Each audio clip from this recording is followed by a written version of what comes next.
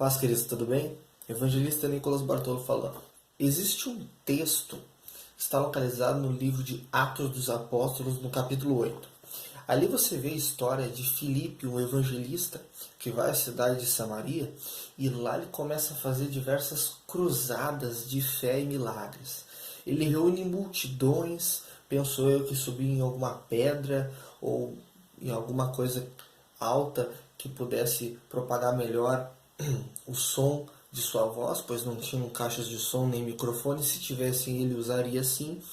Então ele pregava para todas as multidões, e a unção de evangelista que tinha na vida dele atraía multidões e muitos sinais miraculosos aconteciam. A Bíblia diz que paralíticos, muitos, não eram poucos, eram muitos paralíticos e coxos eram curados, e muitas pessoas possessas manifestavam e eram libertas pelo poder de Deus. Essas pessoas viam esses milagres, elas acreditavam na pregação do evangelho ministrado por ele e se convertiam a Jesus e se batizavam. Então multidões se rendiam a Jesus dessa forma. E nessa mesma cidade tinha um certo mago, um mágico chamado Simão. E ele tinha, antes de Filipe chegar naquela cidade, ele já tinha iludido toda a cidade com artes mágicas, milagres do diabo mesmo. Então, ele iludiu a cidade inteira, mas quando o evangelho chegou através de Filipe, Filipe pregou e sinais de Deus aconteceram, a cidade creu, aconteceu um avivamento tremendo naquele lugar, e até o próprio Simão ficou impressionado com aqueles milagres e creu e se converteu e depois se batizou também. Então, eu gostaria de ler algo que está em Êxodo, capítulo 7, versículo 9, diz assim: Quando o faraó vos falar, dizendo, fazei por vós algum milagre, dirás a Arão, toma a sua vara e lança diante de faraó, e se tornará em serpente. Então Moisés e Arão entraram a faraó e fizeram assim como o Senhor ordenara. E lançou Arão a sua vara diante de faraó, e diante dos seus servos, e tornou-se em serpente. E faraó também chamou os sábios, encantadores e os magos do Egito.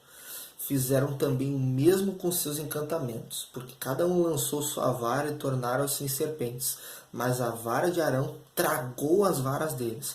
Porém o coração de faraó se endureceu e não os ouviu como o Senhor tinha dito. Então Moisés e Arão estavam ali empenhados para convencer faraó a deixar numa boa, deixar o povo hebreu sair do Egito e ir para a terra prometida. E como muitos de vocês já conhecem histórias, Faraó estava com o coração endurecido, não queria deixar de jeito nenhum. O povo hebreu era escravo lá, cerca de 3 milhões de hebreus trabalhando de graça, sendo maltratados, dando muito lucro para o Egito. Ele não queria que esse povo fosse liberto. Seriam 3 milhões de trabalhadores a menos. Você imagina. Então Deus, através de Moisés e Arão, fez muitas maravilhas e sinais perante Faraó. Mesmo assim o coração dele se endureceu. E aconteceu que chegou esse momento que Deus falou assim, diga para Arão jogar a vara dele no chão e ela vai se tornar em uma serpente. E ele fez. Em vez deles se impressionarem, como o Deus dos hebreus é poderoso, não. Ele chamou os magos, os feiticeiros, e eles fizeram o mesmo milagre. Aí eu lembro de um certo argumento que pessoas usam hoje em dia. Quando elas vão nas nossas cruzadas, reuniões de avivamento, elas veem os milagres e dizem, milagre até o diabo faz. Quem garante que não é o diabo curando? Pessoas já disseram na minha face que quem cura através de nós é o demônio. Já falaram. Pessoas já nos chamaram de falsos profetas, profetas de Baal, falaram que quem cura é o diabo e não Deus, porque milagres não existem hoje, eles dizem assim. Muitos acreditam assim. Então, nós vemos aqui na Bíblia que Deus faz muitos milagres e o diabo também pode fazer milagres. Nós vemos lá em Atos que esse mago fazia milagres tais que iludiu uma cidade inteira de Samaria. Ele iludiu todo mundo acreditava nele, que ele era uma grande virtude de Deus. Se você analisar o texto lá, eu aconselho você a estudar o livro de Atos, e em especial sobre o assunto agora, o capítulo 8, medite atentamente.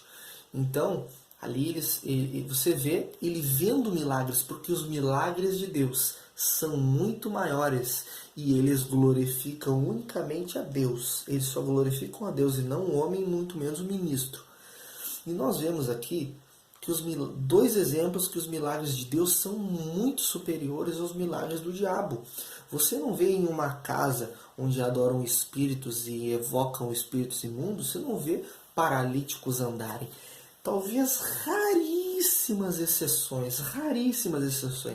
Agora, vai alguma congregação cristã aí, alguma igreja evangélica, sei lá como você fala, você vai ver pessoas que viram a olho nu muitas curas de todos os tipos, mortos sendo ressuscitados, surdos ouvindo, mudos falando, coxos e paralíticos andando, caroço desaparecer, sumir, tumor sair assim, escorrendo aquela coisa. A gente vê tanta coisa. Milagres como uma pessoa não tinha olho e o olho nasce, cresce na mesma hora. Coisas assim espetaculares, perna crescendo.